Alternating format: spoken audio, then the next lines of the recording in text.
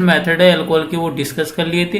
अब फोर्थ वाला जो प्रिपरेशन मेथड है फ्रॉम हेलो एल्केन, नहीं हेलो एल्केन को अपन किस टाइप से अल्कोहल में कन्वर्ट करेंगे, तो इसके बारे में डिस्कस करते हैं। तो देखो हेलो एल्केन का मीनिंग क्या होता है। हेलो एल्केन वाले चैप्टर में मैंने आपको सिखा रखा है कि हेलो एल्केन का मीनिंग होता है आपका एल्किल हैलाइड, मीनिंग क्या हो गया RX हो गया। अब ऐसे कौन कौन से रिएजेंट है जो क्या करेंगे, इस एल्किल हैलाइड को किस में कन्वर्ट करना है, एल्कोहल, और एल्कोहल का मीनिंग क्या होता है ROH। तो आपको ये ध्यान रखना है ऐसे कौन कौन से रिएजेंट जो एल्किल हैलाइड को कन्वर्ट करेंगे अल्कोहल में। तो सबसे पहला आता है आपके जो भी एल्कली जो मेटल के हाइड्रोक्साइड है उनका एक्वस सॉल्यूशन, मीनिंग अगर आपके पास सोडियम हाइड्रोक्साइड एक्वस फॉर्म में तो वो भी आपके एल्किल हैलाइड को किस में कन्वर्ट कर देगा, अल्कोहल में। सेकेंड वाला कौन सा होता है, पोटेशियम हाइड्रोक्साइड, लेकिन पोटेशियम हाइड्रोक्साइड का भी कौन सा सॉल्यूशन चाहिए आपको, एक्वस सॉल्यूशन चाहिए। और थर्ड वाला सबसे इंपॉर्टेंट है जिसके अंदर आता है आपके मोइस्ट Ag2O, मीन सिल्वर का ऑक्साइड है Ag2O सिल्वर ऑक्साइड, लेकिन कंडीशन क्या है, ये कैसा होना चाहिए, मोइस्ट कंडीशन में होना चाहिए। तो आपको कुल मिलाकर ये 3 रिएजेंट ध्यान रखनी है, कौन कौन से, sodium hydroxide, aqueous sodium hydroxide, aqueous potassium hydroxide and moist Ag2O। ये तीनों ही क्या करते हैं, जो एल्किल हैलाइड है। RX का मीनिंग क्या हो गया, आप इसको बोल सकते हो एल्किल हैलाइड भी बोल सकते हो, अदरवाइज आप इसको बोल सकते हो halo alkane. Alkyl halide otherwise halo alkane इसको कन्वर्ट कर देगा किसके अंदर, अल्कोहल के अंदर। क्लियर है। तो ये आपको इंपॉर्टेंट पॉइंट है, मीनिंग फ्रॉम हेलो एल्केन, जो भी हेलो एल्केन है उसको आप इजीली कन्वर्ट किस में कर लोगे, अल्कोहल में कन्वर्ट कर लोगे। एक इंपॉर्टेंट पॉइंट और बनता है कि यहाँ पर जो रिएक्टिविटी ऑर्डर ऑफ RX, ये वाला भी आप अपन जो है हेलो एल्केन है वहां पर डिस्कस कर चुके हैं, लेकिन एक बार आपके नॉलेज के लिए मैं आपको बता देता हूँ रिएक्टिविटी ऑफ एल्किल हैलाइड। इस रिएक्शन में जो आपके एल्किल हैलाइड की जो रिएक्टिविटी है उसका ऑर्डर क्या होगा, तो आपको ध्यान रखना है 3 डिग्री जो एल्किल हैलाइड है वो मोस्ट रिएक्टिव होगा, then 2 degree alkyl halide, then 1 degree alkyl halide. तो ये ऑर्डर आपको ध्यान रखना है, मीनिंग जो 3 डिग्री एल्किल हैलाइड है वो मैक्सिमम कन्वर्ट होगा किसके अंदर, अल्कोहल में। अगर आप इसकी लैंग्वेज लिखना चाहते हो तो लैंग्वेज लिख सकते हो, क्या लैंग्वेज बनेगी, haloalkane when react with aqueous alkali like sodium hydroxide, potassium hydroxide और moist silver oxide then alcohol is form. ये इसकी क्या हो जाएगी, लैंग्वेज हो जाएगी। अब एक रिएक्शन देख लेते हैं अपन जिसको इजीली अंडरस्टैंड करते। ये लीजिए कोई आपके पास एग्जांपल है एल्किल हैलाइड का CH3CH2Cl इथाइल क्लोराइड, और इसकी रिएक्शन मेंशन कर दी सोडियम हाइड्रोक्साइड NaOH, लेकिन कौन सी फॉर्म में, एक्वस फॉर्म में। ये जरूर ध्यान रखना। अब यहाँ पर मैकेनिज्म कौन सी होगी आपके, SN2 मैकेनिज्म। ये अपन पढ़ चुके जो हेलो एल्केन की कैरेक्टरिस्टिक रिएक्शन क्या होती है, SN mechanism, nucleophilic substitution reaction. यहाँ से OH नेगेटिव कहाँ पर अटैक करेगा, जिस कार्बन से हेलोजन अटैच उस वाले कार्बन पर अटैक करेगा, और हेलोजन कौन से ग्रुप के रूप फॉर्म में बाहर चला जाएगा, halogen goes out in the form of a living group. तो यहाँ पर देखो किसका फॉर्मेशन हो जाएगा, CH3 single bond CH2 then OH, meaning जो एल्किल हैलाइड था RX था आपने इसको किस में कन्वर्ट कर लिया, अल्कोहल में कन्वर्ट कर लिया थ्रू SN मैकेनिज्म। क्लियर है। तो ये वाला ध्यान रखना। और सबसे इंपॉर्टेंट पॉइंट है ये वाला आपको ध्यान रखना है, इस वाली रिएक्शन में बहुत बच्चे स्टूडेंट है वो कंफ्यूज हो जाती है और एग्जाम के अंदर मिस्टेक करके आ जाती है। जैसे आपको ये रिएक्शन गिवन है RCH2Br, कोई भी क्या गिवन है, एल्किल हैलाइड, और आपकी इसकी रिएक्शन बोल दिए Ag2O, जो सिल्वर का ऑक्साइड है उसके साथ रिएक्शन है, और ब्रैकेट में मेंशन कर दिया मोस्ट CO2। यहाँ पर जो आपके जो Ag2 है सिल्वर का ऑक्साइड है कौन सी फॉर्म में, मोस्ट के अंदर है, और आपसे पूछ लिया कि यहाँ पर क्या प्रोडक्ट बनेगा। अब देखो प्रोडक्ट के फॉर्म में क्या बनेगा आपको अच्छे से पता है, ये रहा silver oxide, Ag2O meaning alkyl halide को किसमें कन्वर्ट करता है, अल्कोहल में। तो प्रोडक्ट तो यही बनेगा, कौन सा प्रोडक्ट बनेगा, RCH2, और ब्रोमीन की जगह कौन सा आ जाएगा यहाँ पर OH, अल्कोहल आ जाएगा। और साथ में जो बाई प्रोडक्ट बनेगा वो क्या बन जाएगा आपका AgBr। और अगर इस वाली रिएक्शन के अंदर बाई प्रोडक्ट की बात करें तो बाई प्रोडक्ट क्या बन जाएगा, देखो यहाँ पर अटैक करेगा कौन, ये OH है, OH नेगेटिव, इसने अटैक किया इस वाले कार्बन पर, और ये वाला हेलोजन कौन सी फॉर्म के अंदर चला जाएगा, एज ए लिविंग फॉर्म, तो ये क्लोराइड की फॉर्म में मूव हो गया। तो यहाँ से क्लोराइड Cl नेगेटिव और यहाँ से Na पॉजिटिव, इसका फॉर्मेशन कर लेगा Cl का, सोडियम क्लोराइड का। लेकिन यहाँ पर देखो इस मोस्ट जो आपका Ag2 है, यहाँ पर क्या आएगा, आपके एल्कोहल का फॉर्मेशन हो जाएगा और साथ में बाई प्रोडक्ट क्या बनेगा, AgBr। अब जो मेरा जो टारगेट है वो आपको ये अंडरस्टैंड करवाना है कि इसको मोस्ट Ag2 बोलता है, तो यहाँ पर OH कैसे आ गया, क्लियर है। तो आपको ये ध्यान रखना है कि जो मोस्ट Ag2 है इसका मीनिंग क्या है। तो देखो यहाँ पर मेंशन करता हूं मैं अंडरस्टैंड करवाने के लिए। इसका मीनिंग ये कि जो सिल्वर का ऑक्साइड है मीनिंग Ag2O, और मोस्ट बोला है मीनिंग किसकी प्रेजेंस है, प्रेजेंस ऑफ वाटर, यहाँ पर क्या H2O। क्लियर है। ये दोनों आपस में कंबाइन होकर क्या प्रोवाइड करवाएंगे, 2 mole of silver hydroxide, 2 mole of Ag। तो यहाँ पर जो वर्ड लिख रखा है ना मोस्ट Ag2O, इसका मीनिंग आपको रिएक्शन किसके साथ करवानी, AgOH के साथ। अब इजी हो जाएगा आपके लिए क्योंकि ये किसकी फॉर्म है, AgOH। तो यहाँ पर देखो OH वापिस इस वाले कार्बन पर अटैक करेगा, ब्रोमीन ब्रोमाइड की फॉर्म में लीव कर जाएगा, क्या बन जाएगा RCH2OH, और ब्रोमाइड किसके साथ अटैच हो जाएगा, पॉजिटिव पार्ट कौन सा है, सिल्वर। तो यहाँ पर बाई प्रोडक्ट क्या बन जाएगा, AgBr। तो ये फोर्थ वाला मेथड अपन ने कंप्लीट कर लिया, कौन सा, फ्रॉम हेलो एल्केन। फिफ्थ वाला मेथड देखते हैं अपन, प्रिपरेशन मेथड है एल्कोहल का। और फिफ्थ वाला मेथड कौन सा, बाय हाइड्रोलाइसिस ऑफ एस्टर। यानी आपको क्या करना है, एस्टर का हाइड्रोलाइसिस। तो सबसे पहले तो देखो एस्टर होता है क्या, तो एस्टर का फॉर्मूला मैंने प्रीवियस लेक्चर में आपको अंडरस्टैंड करवाया था। ये एस्टर होता है RC⋯OR'।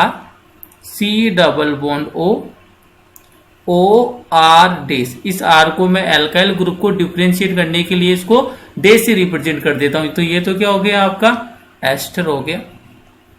अब क्या बोला, hydrolysis of ester, meaning hydrolysis का मीनिंग क्या होता है, वाटर मॉलिक्यूल के साथ रिएक्शन HOH। और आपको एक बात जरूर ध्यान रखनी की, हाइड्रोलाइसिस ऑफ एस्टर है किसकी प्रेजेंस में होता है, इन the presence of mineral acid. और आपको पता है जो भी एसिड होता है वो क्या प्रोवाइड करवाता है, प्रोटॉन, मीनिंग एसिडिक मीडियम। अब आपको always keep it in mind, जब भी आपको हाइड्रोलाइसिस ऑफ कार्बोनिल कंपाउंड आता है तो ऑलवेज कौन सा बॉन्ड ब्रेक डाउन करना है। तो आपको ये ध्यान रखना है कि जब भी आपके पास एस्टर है, एसिड है या एसिड डेरिवेटिव है, इनका हाइड्रोलाइसिस रिएक्शन जब भी आपको गिवन है तो उस वाली कंडीशन में ऑलवेज कार्बोनिल और ऑक्सीजन वाला बॉन्ड को ब्रेक डाउन करवाते हैं। ध्यान से सुना, कौन सा बोला है, carbonyl, meaning C double bond हो तो वो C⋯O वाला तो कौन सा हो गया, कार्बोनिल। और क्या बोला मैंने, सिंगल बॉन्ड ऑक्सीजन वाला, मीनिंग ये तो रहा कार्बोनिल, ये सिंगल बॉन्ड ऑक्सीजन। मीनिंग कौन से बॉन्ड को ब्रेक डाउन करना है हाइड्रोलाइसिस रिएक्शन में, कार्बोनिल और सिंगल बॉन्ड ऑक्सीजन वाले बॉन्ड को क्या करना है, ब्रेक डाउन। अब आपको अच्छे से पता है इस वाले बॉन्ड को ब्रेक डाउन किया है कार्बन और ऑक्सीजन वाला बॉन्ड, और आपको इजीली पता है oxygen is more electronegative than carbon. नहीं, कार्बन की ओर कौन सा चार्ज आएगा, पॉजिटिव, ऑक्सीजन पर कौन सा आ गया, नेगेटिव। और वाटर मॉलिक्यूल में क्या होता है आपको अच्छे से पता है, H positive, OH negative. Carbon पर कौन सा आएगा, क्योंकि कार्बोनिल की कार्बन तो ऑलवेज कौन सी होती है, पार्शियल पॉजिटिव वाली। मीनिंग पॉजिटिव की ओर कौन सा पोल आएगा, नेगेटिव, मीनिंग इस साइड तो क्या जाएगा OH और इस साइड क्या जाएगा H। तो देखिए यहाँ पर क्या प्रोडक्ट बन जाएगा।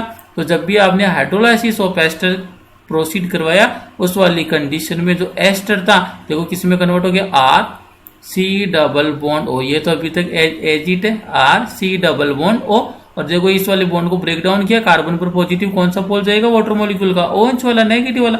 तो यहाँ पर क्या बन गया, एसिड बन गया। और साथ में देखो क्या बनेगा, R सिंगल बॉन्ड ऑक्सीजन, और किससे अटैच हो जाएगा, हाइड्रोजन से। जब भी आप एस्टर का हाइड्रोलाइसिस रिएक्शन कंप्लीट करवाते हो उस वाली कंडीशन में एक तो क्या बन गया आपके पास, कार्बोक्सिलिक एसिड बन गया, और सेकेंड वाला प्रोडक्ट आपके पास क्या बन जाएगा, एल्कोहल का फॉर्मेशन हो जाएगा। Meaning when ester is hydrolysed in the presence of acidic medium otherwise mineral acid, then acid and alcohol will be form. Meaning इनका इजीली फॉर्मेशन हो जाएगा। तो ये अपने फिफ्थ नंबर जो मेथड है वो भी कंप्लीट कर लिया।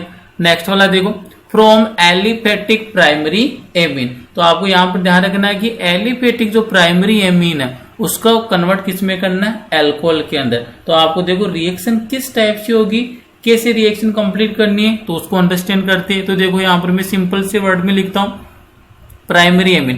प्राइमरी एमीन का मीनिंग क्या हो गया, ये हो गया RNH और H। ये क्या हो गया आपके 1 डिग्री एमीन बोल सकते हो, अदरवाइज आप इसको बोल सकते हो प्राइमरी एमीन, 1 डिग्री अमीन। ये कौन सा हो गया, 1 डिग्री अमीन। और इसकी रिएक्शन करवाते हो आप नाइट्रस एसिड के साथ। रिएक्शन किसके साथ है, नाइट्रस एसिड। और नाइट्रस एसिड का मीनिंग क्या होता है ये आपको इजीली आना चाहिए। नाइट्रस एसिड का मीनिंग होता है NaNO2, मीनिंग NO2। तो ये हो गए आपके नाइट्रस एसिड। क्लियर है। अब आपको देखो रिएक्शन में किस टाइप से इनका अरेंजमेंट करना है उसके बारे में अंडरस्टैंड कीजिए। जो आपके 1 डिग्री अमीन है इसकी रिएक्शन किसके साथ है, नाइट्रस एसिड। और नाइट्रस एसिड का मीनिंग क्या होता है, HNO2। तो ये देखिए नाइट्रस एसिड का मीनिंग हो गया आपके HNO2। अब देखो यहाँ पर जो बॉन्ड का जो क्लीवेज है किस टाइप से रिएक्शन को प्रोसीड करना है, तो आपको ध्यान रखना है ये वाला बॉन्ड आपको इस टाइप से ब्रेक डाउन करना है। क्लियर है। तो यहां से तो देखो क्या बन जाएगा ROH, और इस साइड से देखो कौन कौन से बॉन्ड ब्रेक डाउन करिए, 2 हाइड्रोजन 1 ऑक्सीजन, किसका फॉर्मेशन कर लिया, वाटर मॉलिक्यूल। और ये दोनों नाइट्रोजन आपस में कंबाइन होकर किसका फॉर्मेशन कर लेंगे, नाइट्रोजन गैस। तो यहाँ पर देखो क्या क्या प्रोडक्ट आपको ऑब्टेन हो रहा है। तो पहली बार यहाँ पर जो मेजर प्रोडक्ट बनेगा वो तो क्या बन गया, अल्कोहल बन गया। क्लियर है। सेकंड वाला देखो इस नाइट्रोजन के कितने बॉन्ड का ब्रेक डाउन किया, 1 2 3, और इस वाले नाइट्रोजन के भी कितने बॉन्ड के ब्रेक डाउन किए, 3। दोनों नाइट्रोजन के बीच में कौन सा बॉन्ड बन जाएगा, triple bond. N triple bond N meaning कौन सी गैस रिलीज हो गई, नाइट्रोजन, N2 गैस। और साथ में देखो बाई प्रोडक्ट और क्या बनेगा, 2 हाइड्रोजन 1 ऑक्सीजन कंबाइन होकर किसका फॉर्मेशन कर लेगा, H2O का फॉर्मेशन कर लेगा। क्लियर है। ये जो रिएक्शन होती है वो कितने टेम्परेचर पर है, 0 डिग्री सेल्सियस टेम्परेचर पर है। क्लियर है। नाइट्रस एसिड के साथ रिएक्शन है, मीनिंग रिएक्शन किसके साथ है आपके, HNO2 के साथ रिएक्शन है। तो ये आपको ध्यान रखना है। और किसका फॉर्मेशन हो जाएगा आपके, प्राइमरी अल्कोहल का। मीनिंग ये अल्कोहल बनेगा, प्राइमरी एमीन है तो प्राइमरी एमीन से जो अल्कोहल का फॉर्मेशन होगा वो कौन सा अल्कोहल होगा आपके, 1 degree alcohol. Otherwise primary alcohol का क्या हो जाएगा, फॉर्मेशन हो जाएगा। अब देखो कई बार क्या करता है रिएक्शन में ये जो नाइट्रस एसिड है ना आपको HNO2 की फॉर्म में नहीं देकर दूसरी फॉर्म में दे देता है। तो आपको ये वाला भी ध्यान रखना है कि अदर जो पॉसिबिलिटीज है एग्जामिनर के पास क्या, तो आपको ये ध्यान रखना है sodium nitrite meaning NaNO2 plus, meaning sodium जो नाइट्राइट है NaNO2 plus HCl meaning hydrochloric acid. अगर ये दोनों लिखकर भी दे दिए ना आपको एरो के ऊपर, तो आपको ये ध्यान रखना है ये दोनों भी किसका फॉर्मेशन करेंगे, नाइट्रस एसिड का। देखो इधर से HNO2 क्या बन गया, नाइट्रस एसिड HNO2, और साथ में बाय प्रोडक्ट क्या बनेगा, यहाँ से सोडियम यहाँ से क्लोरीन, मीनिंग क्या बन गया आपके सोडियम में क्लोराइड। मीनिंग क्या है, जब भी आपको रिएक्शन के ऊपर एरो के ऊपर ये वाला रिएजेंट लिखकर देता है NaNO2 plus HCl meaning sodium nitrite plus hydrogen chloride, तो उस वाली कंडीशन में भी फॉर्मेशन किसका करना है, नाइट्रस एसिड। HNO2 का कौन सा एसिड बोलते हो आप, ये ध्यान रख लेना, HNO2 को बोलते हो आप नाइट्रस एसिड। HNO2 है कौन सा एसिड है, नाइट्रस एसिड। अब इस वाली रिएक्शन का एक एक्सेप्शन है जो सबसे इंपॉर्टेंट है। जनरली क्या होता है, जो प्राइमरी एमीन है 1 डिग्री अमीन है, जब भी आप उसकी रिएक्शन नाइट्रस एसिड के साथ कंप्लीट करवाती हो नाइट्रस एसिड के साथ, वो किस में कन्वर्ट हो जाता है, अल्कोहल में। लेकिन यहाँ पर ये ध्यान रखना जो मिथेन एमीन है, मिथेन एमीन का मीनिंग क्या हो गया, CH3NH2। इस मिथेन एमीन की रिएक्शन नाइट्रस एसिड के साथ आप कंप्लीट करवाते हो मीनिंग HNO2 के साथ। वही रिएक्शन है आपके पास, कंडीशन कितनी है, 0 डिग्री सेल्सियस टेम्परेचर। तो इस वाले केस में आपको ध्यान रखना है स्पेशली कि जो मिथेन एमीन है वो नाइट्रस एसिड के साथ अल्कोहल का फॉर्मेशन नहीं करता। उस वाली कंडीशन में किसका फॉर्मेशन होता है, ईथर का फॉर्मेशन होता है। और ईथर भी कौन सा बनता है, मिथॉक्सी मीथेन बनता है। ये सबसे इंपॉर्टेंट रिएक्शन है, ये एक्सेप्शन है। ये क्या इस वाली रिएक्शन का एक्सेप्शन है। और आपको ये वाली रिएक्शन है, keep it in mind when methyl amine react with the nitrous acid then alcohol is not obtained, the major product is methoxymethane meaning जो major product is ether। ये ध्यान रखना आपको, जो मेजर प्रोडक्ट आपको ऑब्टेन होगा वो अल्कोहल नहीं होकर क्या होगा, ईथर होगा। और ये क्या होता है, एक्सेप्शन है, मीनिंग क्या अपवाद है, आपको ये ध्यान रखना है, this is the exception. Meaning जो मिथेन एमीन है वो कभी भी आपको अल्कोहल प्रोवाइड नहीं करवाएगा। उस वाली कंडीशन में प्रोडक्ट क्या बनेगा, ईथर बनेगा। और इस वाले ईथर का नाम क्या है, मिथॉक्सी मीथेन है। क्लियर है। 6 नंबर वाला भी from aliphatic primary amine. Next वाला प्रिपरेशन मेथड देखो, bye fermentation of carbohydrate. Meaning अब की बार आपको क्या करना है, जो कार्बोहाइड्रेट है उनका क्या करना है, फर्मेंटेशन करना है। क्लियर है। और फर्मेंटेशन की अगर अपन बात करें तो आपको always keep it in mind, fermentation का मीनिंग क्या होता है, in the absence of air. ये ध्यान रखना, फर्मेंटेशन का मीनिंग क्या होता है, in the absence of air. Meaning जहां पर आपके ऑक्सीजन है वो क्या होती है, एब्सेंस रखनी है, meaning in the absence of air या फिर in the absence of air कौन सी प्रोसेस होती है, फर्मेंटेशन। और किसको कन्वर्ट करना है, कार्बोहाइड्रेट का। अब इसके अंदर दो ही रिएक्शन इंपॉर्टेंट है, जिसके अंदर एंजाइम का जो रोल है सबसे इंपॉर्टेंट है, नहीं कौन सा एंजाइम है कौन से कार्बोहाइड्रेट को किस में कन्वर्ट करता है, ये इंपॉर्टेंट है। तो आइए सबसे पहले अपन देखते हैं, सुक्रोज से स्टार्ट करते हैं। तो कार्बोहाइड्रेट की बात की तो वो कार्बोहाइड्रेट अपन कौन सा लेकर चलते हैं, सुक्रोज। तो देखो सुक्रोज का क्या फॉर्मूला होता है, C12H22O11। ये कौन सा कार्बोहाइड्रेट है, ये वाला कार्बोहाइड्रेट है आपके सुक्रोज। क्लियर है। ये जो सुक्रोज कार्बोहाइड्रेट है इसका अपन को क्या करना है, हाइड्रोलाइसिस करना है, मीनिंग H2O। और ये एंजाइम सबसे इंपॉर्टेंट है जो यहाँ पर मैं नाम लिख रहा हूं। एंजाइम कौन सा होता है आपके, इनवर्टेज एंजाइम। कौन सा एंजाइम है, इनवर्टेज एंजाइम। इस रिएक्शन में जो मेन इंपॉर्टेंट रोल होता है वो एंजाइम का ही होता है। और एंजाइम कौन सा है, इनवर्टेज एंजाइम। ये लीजिए इनवर्टेज एंजाइम। क्लियर है। तो ये इन the presence of invertase enzyme sucrose convert in glucose and fructose.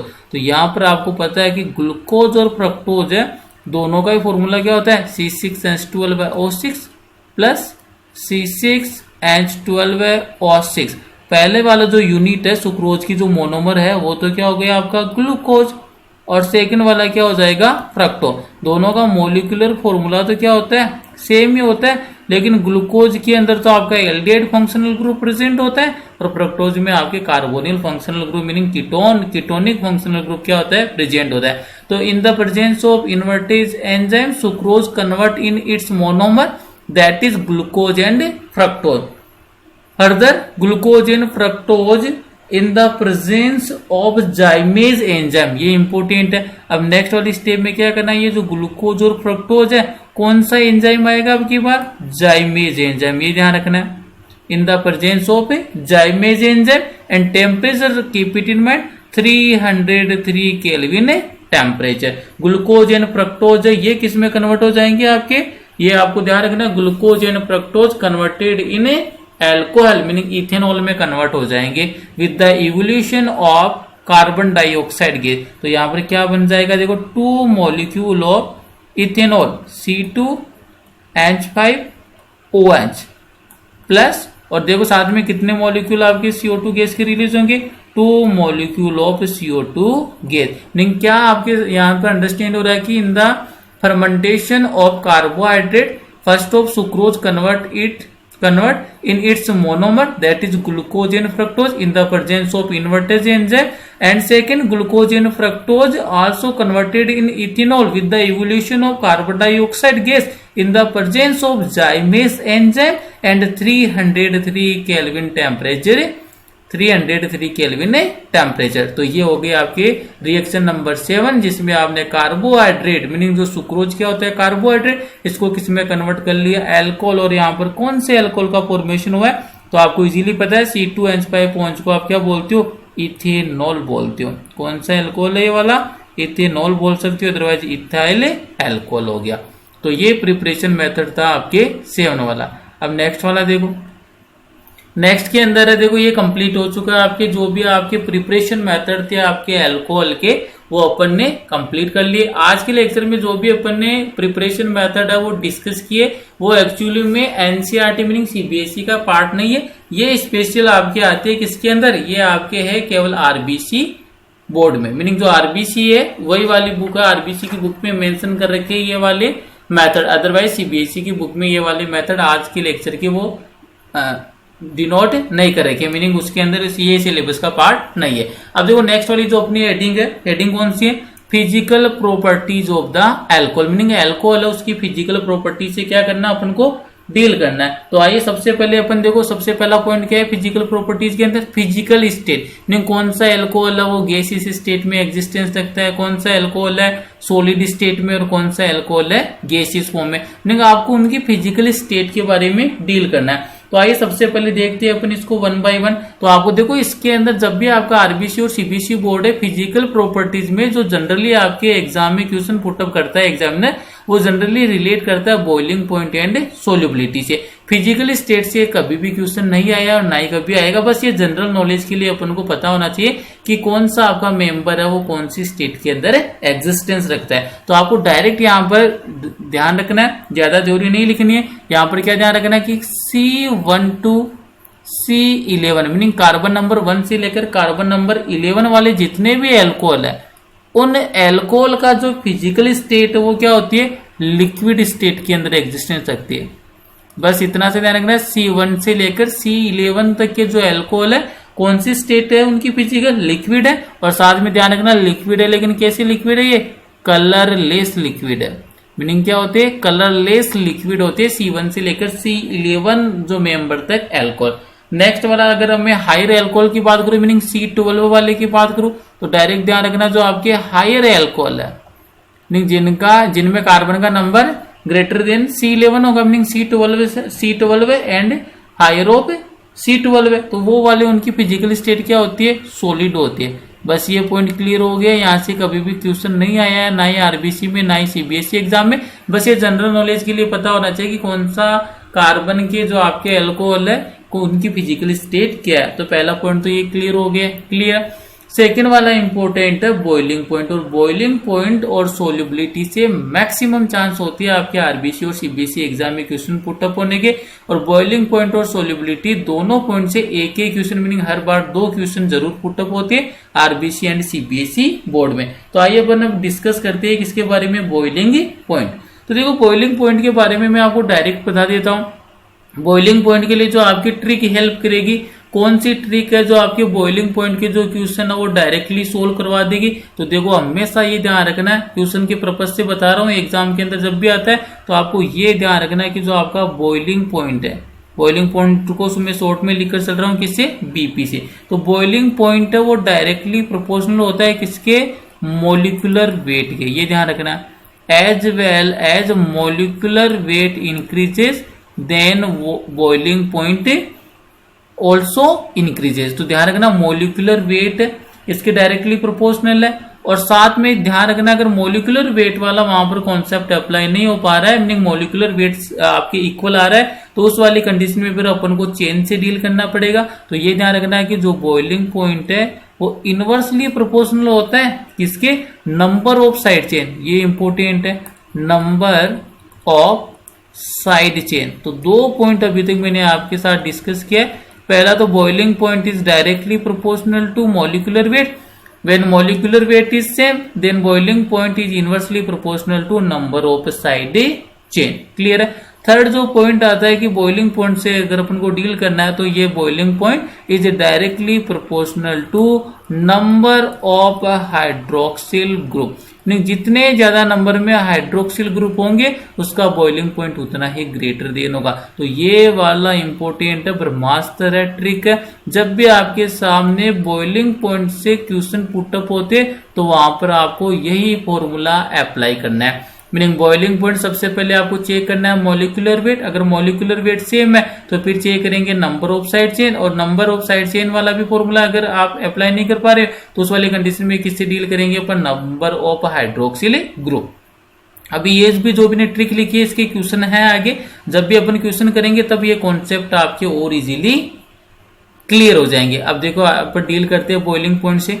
तो देखो यहाँ पर बॉइलिंग पॉइंट के अंदर सबसे पहला पॉइंट क्या है, the boiling point of alcohol and phenol increases with increases in the number of carbon atom. Meaning क्या बोल रहा है, as well as number of carbon atom increases then boiling point also increases. और ऐसा logic क्या है इसके पीछे, due to increases in van der Waals forces. और आपको ये पता है जैसे आपकी 11th क्लास में पढ़कर आते हो कि वॉन्डरवॉल जो फोर्स ऑफ अट्रैक्शन है ये मॉलिक्यूलर वेट के क्या होता है, डायरेक्टली प्रोपोर्शनल है। तो यहाँ पर देखो ये स्टेटमेंट बना है, the boiling point of alcohols and phenols increases with the increases in the number of carbon atom increases in van der Waals forces. In alcohols the boiling point decreases with increases of branching. देखो branching अगर increase हो रही है तो यहाँ पर boiling point क्या हो जाएगा आपका, डिक्रीज हो जाएगा। Meaning boiling point is inversely proportional to branching. और ब्रांचिंग का मीनिंग क्या आ गया, नंबर ऑफ साइड चेन से। Branching in carbon chain because of decreases in van der Waals force with decreases in the surface area. और branching को इसने directly relate कर दिया किसे, सरफेस एरिया से। जब भी ब्रांचिंग इंक्रीज होगी सरफेस एरिया क्या हो जाएगा, डिक्रीज हो जाएगा। और सरफेस एरिया अगर डिक्रीज होता है तो उस वाली कंडीशन में जो बॉइलिंग पॉइंट है वो भी क्या हो जाएगा, आपका डिक्रीज हो जाएगा। तो ये वाली बात आपको ध्यान रखनी है कि ब्रांचिंग वाले केस के अंदर स्पेशली ध्यान रखना, von der Waals force of attraction है वो डिक्रीज होती है। और डिक्रीज होने के पीछे लॉजिक क्या है, क्योंकि उसका जो सरफेस एरिया है वो क्या होता है, डिक्रीज होता है। तो यहां से एक इंपॉर्टेंट स्टेटमेंट में यहां पर राइट डाउन कर सकता हूं। वो स्टेटमेंट क्या बनेगा, तो ध्यान से सुनना। तो वो स्टेटमेंट ये है कि अगर मान लीजिए आपके पास ब्रांचिंग इंक्रीज होती है, ये देखो क्या मेंशन कर रहा हूं मैं, ब्रांचिंग। अगर आपके पास अल्कोहल गिवन है और उन अल्कोहल में अगर क्या इंक्रीज हो रही है, ब्रांचिंग इंक्रीज हो रही है। अगर ब्रांचिंग इंक्रीज हो रही है मीनिंग क्या हो जाएगा, सरफेस एरिया क्या हो जाएगा, डिक्रीज हो जाएगा। ये ध्यान रखना आपको। क्या बोल रहा हूं, जैसे as well as branching increases then surface area will be decrease. और जैसे आपके सरफेस एरिया डिक्रीज होगा उस वाली कंडीशन में जो van der Waals force of attraction है, वॉन डर वाल फोर्स, ये भी क्या हो जाएगा, डिक्रीज हो जाएगा। और von der Waals force of attraction decrease होगा तो उस वाली कंडीशन में जो आपका बॉइलिंग पॉइंट है मीनिंग बीपी, ये भी क्या हो जाएगा, डिक्रीज हो जाएगा। तो ये स्टार लगाकर पॉइंट मेंशन कर लेना। जो भी ये इतनी थ्योरी थी उसको मैंने एक स्टेटमेंट में कन्वर्ट कर दिया। When branching increases then surface area decreases, surface area decreases then van der Waals force of attraction also decreases and van der Waals force of attraction is directly proportional to boiling point. When van der Waal force of attraction decreases then boiling point also decreases। तो ये वाला point आपको ध्यान रखना, बड़ा important point है। Complete theory को मैंने वन पॉइंट में कन्वर्ट कर दिया। अब नेक्स्ट वाला पॉइंट देखो क्या बोल रहा है, the hydroxyl group in alcohol and phenols in involve in intermolecular hydrogen bonding. अब देखो ये सबसे इंपॉर्टेंट है कि जो भी आपका हाइड्रोक्सिल ग्रुप है, चाहे से अल्कोहल का हो चाहे से फिनोल का हो, कौन से बॉन्ड का फॉर्मेशन करता है, इंटरमोलिकुलर हाइड्रोजन बॉन्डिंग। यहां पर इंट्रा मत कर देना अदरवाइज रॉन्ग हो जाएगा एग्जाम में। तो आपको ये ध्यान रखना है कौन से बॉन्ड का फॉर्मेशन करेगा hydroxyl group, intermolecular hydrogen bonding का क्या करेगा, फॉर्मेशन करेगा। तो ये keep it in mind, hydroxyl group of alcohol and phenol is involve in intermolecular hydrogen bonding. अब यहां पर देखो अल्कोहल क्या मॉलिक्यूल होता है, ROH, ठीक है। सेकंड वाला अल्कोहल का मॉलिक्यूल भी ROH, थर्ड वाला भी ROH। लेकिन यहां पर देखो 2 मोर इलेक्ट्रोनेगेटिव एलिमेंट कौन से, ऑक्सीजन, और इनके मिड में कौन आ गया, हाइड्रोजन। और आप अच्छे से जानते हो जब भी 2 मोर इलेक्ट्रोनेगेटिव एलिमेंट के मिड में हाइड्रोजन आता है तो वो क्या करता है, एक एक्स्ट्रा बॉन्ड का फॉर्मेशन करता है। और उस एक्स्ट्रा बॉन्ड को अपन क्या बोलते हैं, हाइड्रोजन बॉन्ड बोलते हैं। क्लियर है। 2 यहाँ पर मॉलिक्यूल है उनके मिड के अंदर फॉर्म हो रहा है, मीनिंग आपके विद इन द मॉलिक्यूल नहीं है। अगर with in the molecule hydrogen bonding का फॉर्मेशन होता है तो अपन उसको क्या बोलते हैं, इंट्रा मॉलिक्यूलर हाइड्रोजन बॉन्डिंग। लेकिन यहाँ पर विद इन द मॉलिक्यूल नहीं है, कितने मॉलिक्यूल है, 2 मॉलिक्यूल है। तो यहाँ पर जो हाइड्रोजन बॉन्ड का फॉर्मेशन होगा ये वाला हाइड्रोजन बॉन्ड कौन सा होगा, इंटर मॉलिक्यूलर हाइड्रोजन बॉन्डिंग। ये